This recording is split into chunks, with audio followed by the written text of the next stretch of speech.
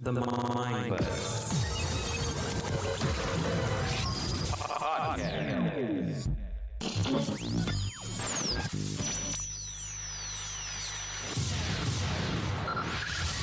Five, four, three, two, one. The Mind Buzz Podcast is a pragmatic conversation that explores mind, culture, and society with a high range of commentary, with people just like you. Sit back, relax, turn your mind on, and enjoy.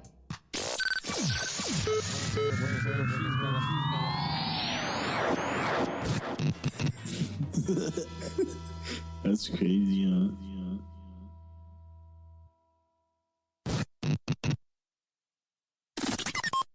Welcome to The Mind Buzz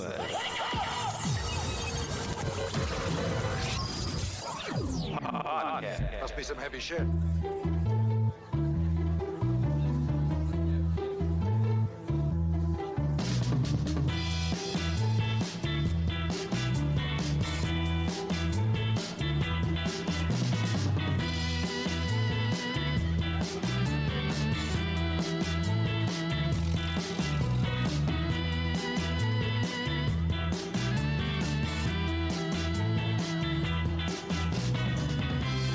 Hey guys, how you doing? It's Gill with the Mind Buzz, and today I got Shmandy. What it do, baby? How are ya? I'm doing swell, Gil. How about yourself, man? I'm doing groovy. You know what else is groovy? What else, man? Your mullet. Yes, I'm vibing it. It looks good. Yeah, well, thank you, man. If anybody can rock it, it's you. Oof, just don't cancel my mullet, man. Speaking of which, today we are talking about cancel culture. What is it?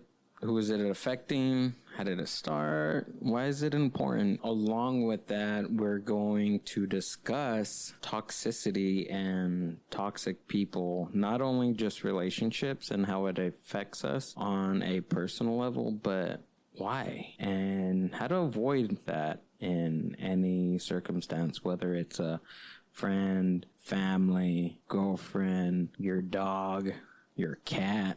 Because God knows those guys can be toxic. Speaking of which, my cat actually ran away before quarantine. Well, he didn't even run away. Like, somebody left the window open and he hopped out, and it was just terrible. Poor Monty. Right before quarantine, man. You're all alone. My buddy, awful. Let's jump right into it. Cancel culture. What is it? And who is it affecting? Cancel culture refers to the popular practice or withdrawing support for canceling public figures and companies after they have done or said something considered objectionable or offensive, or plain out outrageous and plain out idiotic. 2020, hold people accountable, man. Cancel culture is generally discussed as being performed on social media, Twitter's, Grindr, Instagram. I'm joking about Canceling Grindr too. but Hey, if they're toxic, gotta let them go. social media in form of group shaming and even boycotting products. Hey, man, we're all about cancel culture here. We're all about no racism, no sexism, no homophobia, no transphobia, no xenophobia, no ableism, no ageism, no classism, no fat phobia, and no hate. And for all of our listeners out there, just want to throw it out. I am trans, so we will not stand for any hate here. Why is it important for cancel culture? So it's pretty much been effective combating sexism, racism, or any other types of abuse or harmful wrongdoing to others. So it's a gathering of community fighting against any wrongdoing that any company or any person comes out and just flat out disrespects a group. Yeah, I think in its totality, it's like I said, it's holding people accountable. They should be held accountable for any type of hate that they spew, any type of negative connotations towards any type of group or race or any of it, you know? And I feel like that is coexistent with just canceling people and toxic people as well. It's putting back the listeners and the people, the observers of somebody saying outrageous things or negative connotations like you're saying. And it's just putting the power back into the people. Oh, yeah, definitely. I feel like at a certain point, you know, it was difficult for people to actually stand up. But now, you know, this day and age, we have a voice and we should stand up and we should come together and hold people accountable for anything that they say that's hateful. Social media has been a very good outlet for anything like that. There's hundreds upon thousands upon millions of groups that come together, and whether it be Facebook groups or I've never had a Twitter, but do they have like groups on Twitter? Do you have a Twitter? No. A lot of the women, they've been banding together actually with the whole like abuse culture, the whole rape culture, the whole, you know, like cause the hashtag Me Too groups, right? That one. Okay. And then also a lot of women are coming out, you know, with band members, tattoo artists, you know, that, you know, this has happened to them. And I think that social media is a beautiful thing where all these people can come together and say, hey, you know what, like, yeah, that happened to me too, and I support you, and we're all gathering together and standing against it. Well, anything from the LGBTQ community? I know that there's a lot of like transphobia. A lot this day and age, a lot of people have come together and like stood against the whole transphobia thing, and I think it's a beautiful thing, especially me being trans. I feel like I actually have a voice now. Yeah. Good. And do you feel that you have more of a voice now because there are groups coming out and helping you and fighting side by side with you? I think more so, yeah. More so now I feel like I have a voice because there's actually people standing up and being aware of it. There's actually people standing up and saying, hey, like, this isn't cool, man. And before, of course, we have our own community and we can stand for ourselves, because I've always been big about being our own self-advocate. You know, we always have to advocate for ourselves because we are our biggest fan. But now, this day and age, we do have people, you know, who are willing to go out there and post on social media like, hey, like, this isn't cool, or hey, like, let's stand against this, let's be as one. That too, and you don't have to be trans or be a part of the LGBTQ community to stand right next to the people in the community. I mean, as an ally, you can advocate for your friends, you can advocate for your family, you can just advocate for humanity in general. Oh yeah, and I like I'd love to say that I have the most blessed family, the most blessed group of friends, you know, you being one of them, that support me and stand against it and always stick up for me and always like have my voice there in mind. And I'm so grateful for that. My sister being one of my biggest advocates as well. It's amazing. Cool, man. It's important. Like I said, it's been incredibly effective combating sexism, racism, or anything or any other type of abuse. And it's not just a voice of reason. It's a voice of coming together as humans and not tolerating anything from anybody just because they're a celebrity. Being a celebrity doesn't give you the right to do anything like that and say whatever the hell you want. That's just ridiculous. Like the most recent thing that I've seen is Kanye saying his whole thing about Harriet Tubman not helping the slaves. I mean, come on, dude. Like, I either get off the stage, somebody take the microphone away from you, or don't even. I mean, come on. That's just Dude, I'm at a loss for words. Like, the second you said it, my eyes got wide and I was just like, oh man, just. Have you seen that? Like, he said that Harriet Tubman didn't free the slaves. She didn't do anything for the slaves. I literally watched that part only. And then I turned it off because I was like, "This is absolutely ridiculous." I'm done. Once he started talking, I was just like, "I can't do this." Like this is absolutely ridiculous. Like, no. And that opens up to like, is something going on with him? Like any form of mental illness, drug abuse, exactly. Yeah, because honestly, like, what is what- going on in there? What person in the right mind would would say something like this? exactly, You know? especially him being part of the African American community and being an advocate for the Black community. I mean, I don't get why he would. I don't get it. I don't either, honestly. Having that much power and Yeah. having that much of a voice Exactly. and having that much of an influence on And I think so too, like even them being celebrities, like you have people that are listening because you're a celebrity, you're famous. So why not use that and use it in a good way rather than say what you believe? I mean, I don't know. I'm does kind he of generally believe these things though? Like that's another thing. is, Yeah, like, do exactly. you really believe what's Yeah. coming out of your mouth right now, or are you just talking to hear your own voice? yeah, something's going on with him. I advocate for a psychological evaluation for the guy. I say, yeah, definitely. Honestly, that or you're canceled. I don't know. Cancel him. He's Cancel. canceled. Along with a long list Yeah. of celebrities who should be canceled and are Exactly. canceled. Yeah, like I think we have on the list R. Kelly canceled, Michael Jackson before he was Michael Jackson. There's a lot of things, and then even that too, you don't know what to believe because there's so many conspiracies that go along with Michael Jackson. But really think about it, man. Like, if he didn't do it, okay, just per se, Yeah. he didn't do it. Yeah. What kind of a grown man has a theme park at his house Yeah, for kids yeah. and has them spend the night? Yeah, and I don't know about the spending the night part of that. In a sense, I don't know if he used his growing up not with a good childhood as a kind of like a scapegoat, pretty much, to give him the reason why he would have the Neverland Ranch. That's what I'm saying. Like, it's so hard to have an opinion. You just have to consider all of those things. I mean, I don't know. I'm not saying he did do it. Yes, he did not. I'm saying let's just consider all the facts that we have. Oh, yeah, we have to take into consideration his whole life. I mean, Yeah. but at the same time, it's like, can we really sit here and say, oh, well, this guy had a hard life, so it's okay for him to do that? No, of Like, course not. you know No, what I mean? Like, no, definitely not. That doesn't give you a pass at all. But to consider his life, I think that deserves something to consider.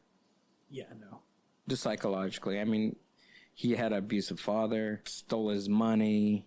He was very famous at a young age. He didn't have a childhood whatsoever. But then again, he can use all that and say, "Hey, I'm fucked up, so I'm gonna fuck up another child's life." You know. Yeah, no, definitely. Jimmy Fallon is part of that. Jeffree Star, part of that. Oh, yeah, the Jeffree Star. He was making like anti-Semite remarks. Ellen DeGeneres, did you hear about that one? Oh, yeah, I heard about that one. Yeah, she was comparing her solitude to a person in prison. So she was comparing her life in quarantine, and she was comparing, I'm telling you, a millionaire.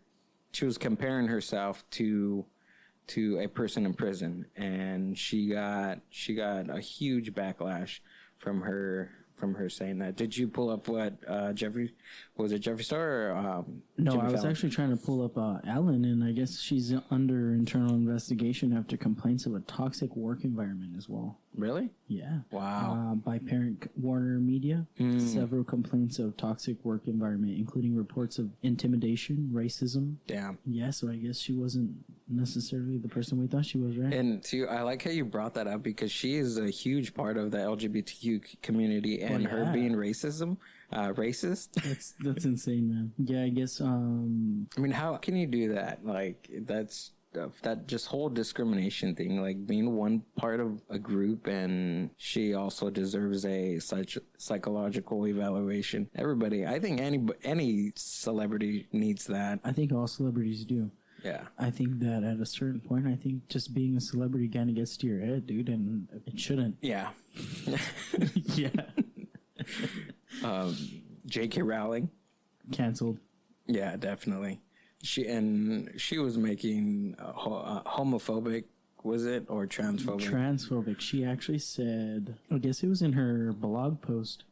She reaffirmed her controversial stance on the transgender community. She had actually tweeted Pretty much what her posts are saying are coming out of ignorance for the trans community. Oh yeah, and it just keeps going. Like she tries to dig herself out of the hole, but then she can't.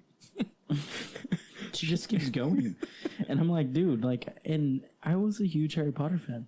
Yeah. Huge. I'm talking about like waiting in line for the books and like watching all the movies over and over and over again. Like going to Universal Studios and like buying a wand. Like I was a huge Harry Potter. Well, I am, but I mean, like now I'm ashamed to be a Harry Potter fan, considering that this is my own community. She kind of hates me. Like well, that's how I feel. I was never really a Harry Potter fan. And when I went to go see the movie, it was because we, as a field trip, when I think in like second or third grade, I went. And that was because I was made to. But aside from that, I was never a Harry Potter fan ever. And actually, I wasn't even allowed to watch Harry Potter or read Harry Potter because I grew up in such a closed Christian environment that they pretty much thought J.K. Rowling was a devil because she was writing about wizards and witches and stuff. So I was never really allowed. Wow, dude. So I think that itself would coexist with cancel culture. Oh, like yeah. How we need to cancel the toxicity in our lives. So how was that like growing up in such a Christian household and you automatically being a part of cancel culture? Because I'm sure your family alone canceled everything out of your life and put you in a box. Well, I mean, for the most part, it was a Christian. It was a Christian box. It was a Jesus box, and they closed me off from a lot of things. I mean, from movies. Of course, they would call it worldly things of the world. And I don't know if you noticed the not of this world stickers that usually Christians have on their cars. Oh yeah. But to be of the world is to be of the devil, pretty much, or to be of Satan. Oh wow, that's what those mean. Yeah. I didn't know that. not of this world. That's pretty much Jesus. That's crazy. That's insane. Yeah. Well, I knew they were like a Christian movement. Yeah. So if you are of the world, you are of Satan. That's that's why a lot of conspiracy theorists are huge Christians, because they think that media, like mass media, and everybody in the entertainment industry is the devil. I mean, is of Satan, because they are of the world. And to add to that, I don't know if you know this, but Satan, he was himself an angel. Oh yeah, Lucifer, and he was smited down by God because he thought he was equals. Yeah, and his trait to get demons to come with him was his voice. So he used music to bring demons with him. And even as an angel, he used music to bring angels with him. So if you put two and two together, the entertainment industry is music industry. So that's how they tie it together. Crazy stuff, huh? That is absolutely insane. I would have never known. Yeah.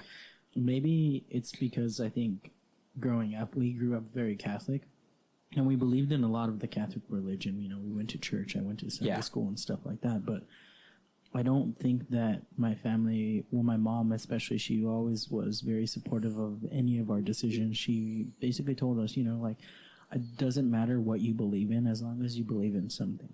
Mm-hmm. And I think my mom was very, very supportive of that. Right on. Yeah, so that's insane, though. How did you branch away from that type of toxicity? Because I mean, more power to you if you're a Christian. I support you 100%. But I mean, at one point in your life, did you realize that? I've always, after all the stuff that I said about the music stuff, it was pretty much rock and roll that kind of turned me away from all that stuff, which is, I don't know, that's why I'm kind of like, I don't know. But then again, it's a conspiracy. I mean, there's a lot of conspiracies out there, so I I don't know. Like, but anyways, to get me out of that stuff, I kind of knew that there was something more than the Bible. There was something, I don't know. It just didn't sit right with me. Even being 9 years old, it just didn't sit with me. I mean, an invisible man in the sky watching everything you do 24/7, and he has these set of rules, and if you don't follow these set of rules, he's gonna send you to a place of fire and anguish and burn for all eternity. But he loves you. But he loves you, and he needs money. Please give us these monies so we can continue to build these structures of worship. And that's what I said is a quote from George Carlin, and he pretty much put it in perspective, like an all-knowing being, and he wants money. Like, come on, all-knowing, but can't handle his finances. Oh, and at the same time, God, you need to forbid the fact that you can worship anybody else. Don't ever listen or follow anybody else, because I guess he's jealous, right? I guess so, but I mean, other than that, it just didn't sit right with me, and I knew there was something out there. Half of my family is into the Christian religion. I mean, that's just something that we don't really get into when I go to family parties and stuff. And if my family is listening right now, like, I love you guys. You're my family no matter what. I think beliefs in either any type of God or any type of science or anything like that, if you're family, you're family. I'm a religion of humanity, and that's how I like to look at it. Humanity and science. And Definitely. Just in taking different courses and just learning different things, learning about different cultures of the world. And it's not so bad. It really is not. And being open to anything in the world. Yeah, definitely. I feel like being open to the world is definitely a plus. You can believe in whatever you want to believe in, guys, as long as you are spreading positivity and love and, being mindful of others and their views and what they believe in and how they go about their day and their lives, I said it before. There's 7.3 billion people in this world, and we're not alone. Definitely we're not alone. Even though how small you can feel every single day, you have people around you with love. And if they're not of love, they're of toxic. And we're going to get into how to get away from that and how to identify that. And really, you don't deserve it. But before we jump into that, whether you are drawing parallels to make no sense to your audience or peeing on people, there are a few ways to keep yourself away from being canceled. There's a couple of things that you can do for yourself to not be canceled, which nobody wants. And we all like likes and we all like followers. And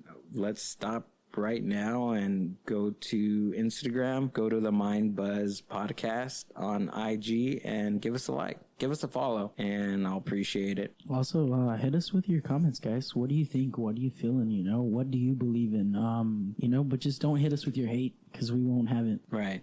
And if you are going to be hateful, I mean, at least give me a solution. Give me a solution to the problem. Show me. Actually, tell me what you really think, but don't just complain. Give a solution to your complaint. Oh, yeah, give definitely. me an idea. Hit us with your opinions. If we all are adults here, and we can agree to disagree.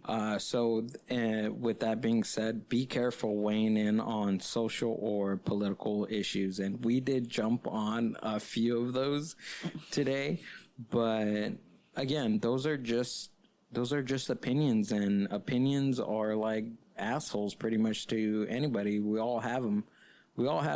No matter what creed or background or culture you're from, we all have opinions, and that's all they are. And some of them can be stinky. And exactly. and some of you may like them. I mean, there's nothing here. So again, be careful of weighing in on social and political issues, even though we did touch on some today. But be mindful, like earlier when I said, when we're just talking about the whole Christianity thing, be mindful. I mean, maybe there are followers that are Christian and applaud you. I mean, that if that's your prerogative, go for it. By all means, believe in what you want to believe in what your heart is at, and believe whatever makes you content at the end of the day. Yeah. Believe in that. But just know that there are others in this world who might not see things the way you do, and that's okay. Yeah, and I think that's just the law of being human. Like I said, there's 7.3 billion people out there with times that by a million, and those are all thoughts. And I hate to say it, but, you know, there's a quote. Those are your thoughts, not mine. Exactly. And these are my thoughts and not yours. So, I mean, basically, no matter how silly it sounds, like it's true. 2020, hold people accountable. Take accountability of your own thoughts. Exactly. Take accountability of your own opinions. Take accountability of your own words. Like, even if you're not trying to be harmful, I think you have to come from a genuine place. But you know what? Each of us are guilty of it. You know, we all have that word vomit, you know, that place of passion that comes from our heart sometimes, that we allow our emotions to take over what we're debating on or what we're discussing. And I'll hold myself accountable. I'm not always perfect. Oh, neither am I. I mean, sometimes I can just talk out of my ass, but then again, how I am is like, call me out on it. Like I say before all the time on the show, is call me out on my bullshit. And some people, they don't want to be called out, and I do. Call me out. It's all right. I can take it. I'm a big boy. If you have an opinion, speak on it. Exactly. Say it from the chest. We just got to make sure that what you're doing is in line with what you represent, and just pretty much don't fake it. No, don't fake it. Don't fake it. If you're gonna speak about something, do it from your heart. Do it from your soul. Do it from God. Do it from the universe. Do it from Buddha.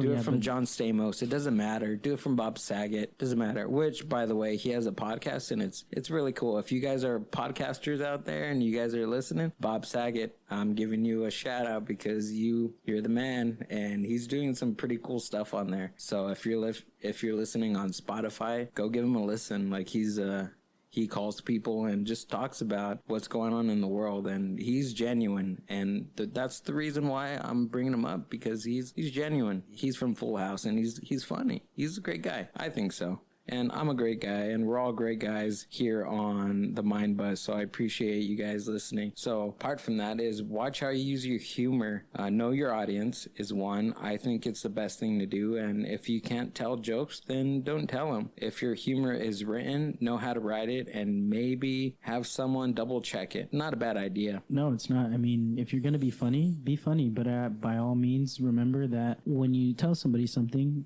and they get hurt by it, and they're voicing their opinions and they're voicing their hurt, don't take that as, oh, I was just joking, because that alone is very toxic. And have a conversation, discuss why it's hurting somebody, and if it is hurt, hash it out, talk about it, conversate.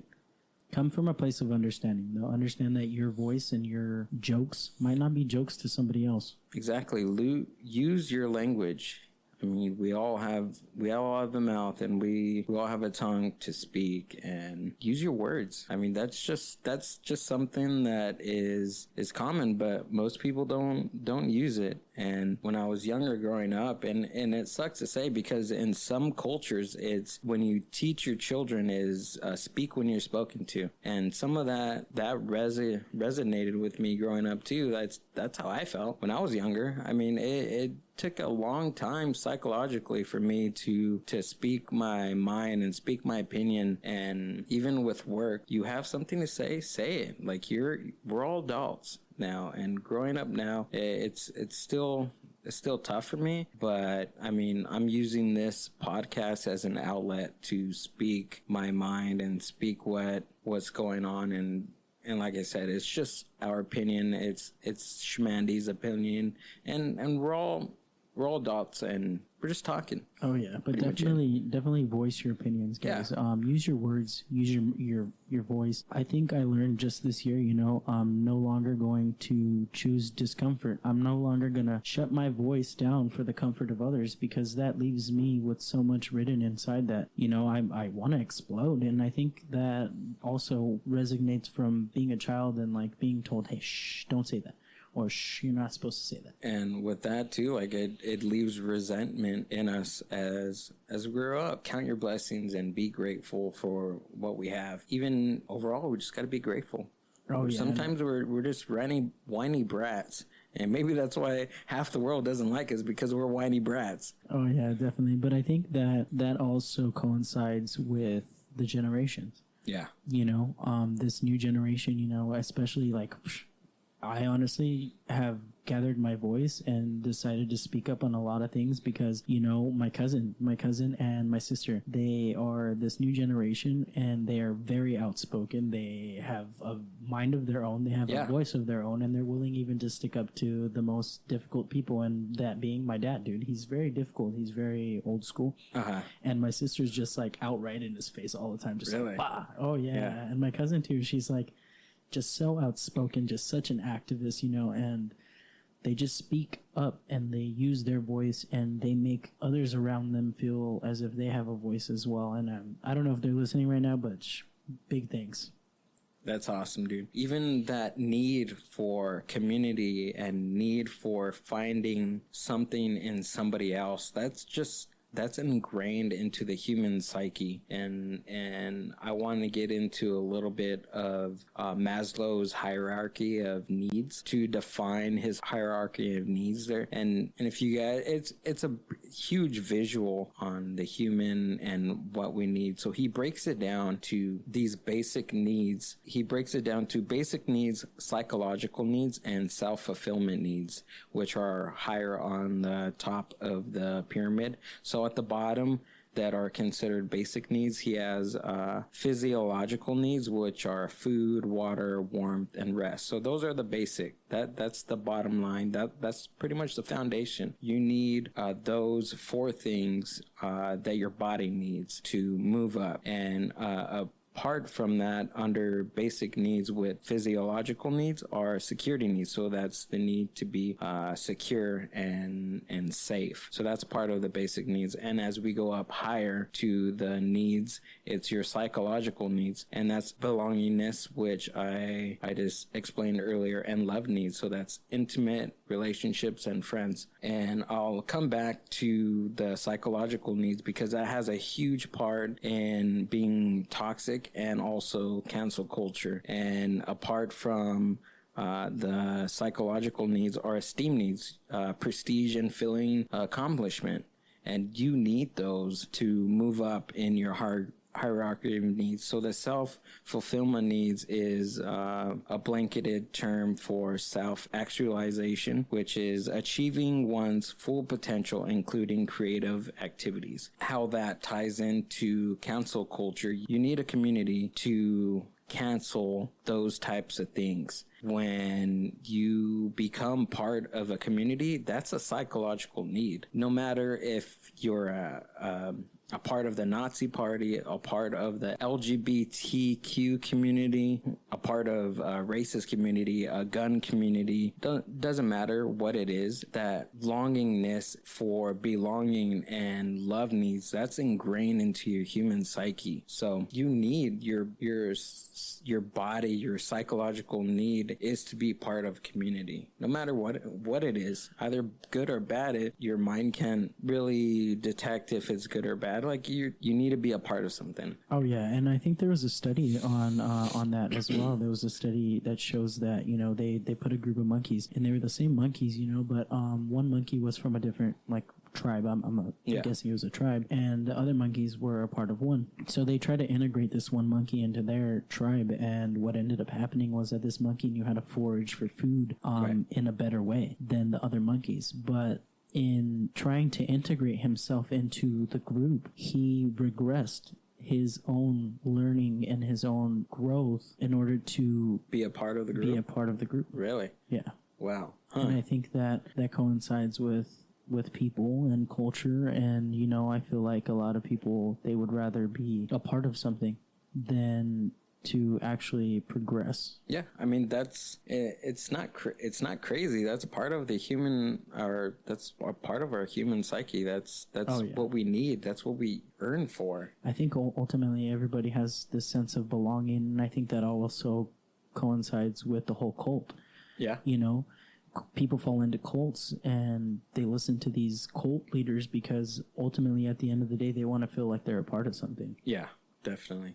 And like I said, either you're yearning for something good or bad, like you don't know, because that's your need. And then again, back to the Maslow's hierarchy of needs. I wrote a paper on this too, on pretty much debunking the hierarchy of needs, and how I see it is it's really not a hierarchy. I mean, you can have self-love and preservation and be intimate and have friends and all that stuff, but you can have all that without food or water or warmth. I think it's just based on what type of culture and what background you have on the hierarchy of needs. And I believe that also coincides with like the psychological aspect, dude, because I think if we grew up with certain types of in a certain type of environment or a certain type of culture, I think that these all hierarchies, they switch around, because ultimately if we were faced with some sort of trauma or some type of toxic relationship, you know, within growing up, or, you know, being a teenager or being an adult, I think that having that trauma messes up this hierarchy. Yeah. And in our culture now, I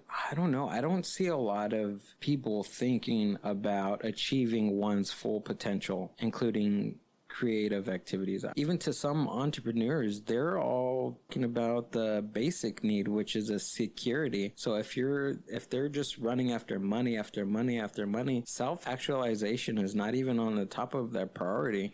Oh no. And then also, you know, like I feel like me myself, I'm a victim of it. I victimized myself into thinking that, you know, I put myself in a very toxic relationship only because I had stability. Yeah.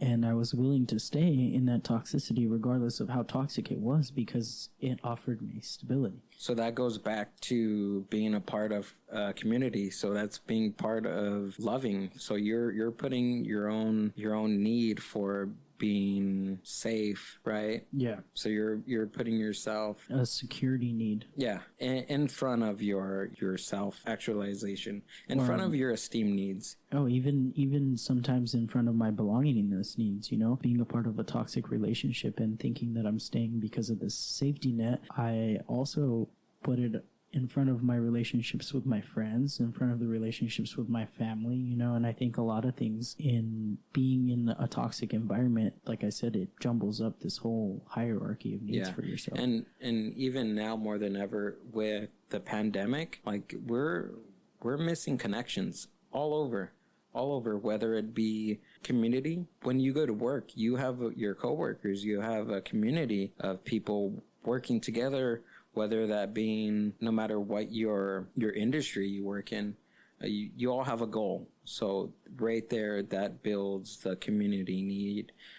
Your intimate relationships. Sometimes in the pandemic, we can't have those intimate relationships because of the virus. Depending on whether you believe in it or not, some people are going through that and they're not getting that intimate relationship you need. And I don't even know how dating is now, like in the pandemic. How are you dating, like in the pandemic? Like, of course, Zoom is giving us an outlet to handle that. And like we were talking in one of the past episodes about, people are missing that intimate relationship during the pandemic. Like even friends, like you don't, I'm pretty sure a lot of people out there are not hanging out with the friends that they usually hang out with because of social distancing and all the other stuff. And that too, like I've lost a friend because of just different viewpoints and trying to understand different people's point of view. And it's tough, even now more than ever. I mean, this pandemic it's a culture shock to the world.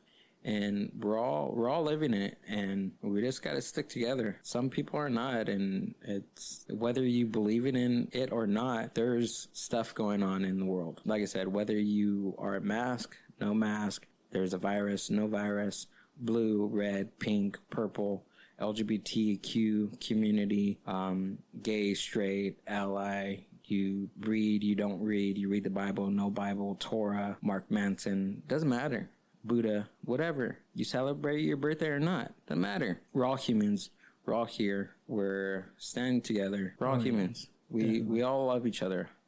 As we should. Yeah. As we should. So I feel like that also that coincides with council culture, man. I think that this pandemic has pushed everybody to a point of self-reflecting. Yeah. We're reflecting on the world. We're reflecting on, the big no hate, dude. No hate. And I think that coincides with cancel culture because you're at a point in your life where you need to rid yourself of toxic relationships, whether it be with friends, whether it be with family, whether it be in an actual relationship with a partner, whatever you choose to love or whoever you choose to love. Remember that walking away from toxic people, regardless of how close they've been or how many years you know them, or, whether they're your family, learn to distance yourself from these people because ultimately these hierarchy of needs for yourself in order to achieve what you want as a person, these people might be holding you back from that. It is a good possibility. We are seeing more cancel culture more than ever in the pandemic. And depending on what your group you affiliate yourself with, some may steer towards what your group will want. I mean, that's just something to think about. But don't lose yourself in your group. We're all individuals and we all have goals in some sense, but just really, really dig deep down inside your soul, your psyche, whatever. If you don't believe in your souls, dig deep into your moral values. And I think that all comes together, and values are a big thing that I advocate for. And this is an exercise that I use all the time, is sit down, give yourself about 10 to 15 minutes and just write down what you value. Once you write that stuff down, it really puts your life into perspective for you on what you really want. Everything boils down to your values. Do you really value that person that is hurting you so much? You're putting yourself out there and not loving yourself. And I think that's what it all boils down to, is what do you value? I think at the end of the day, you also have to remember that you need to value yourself.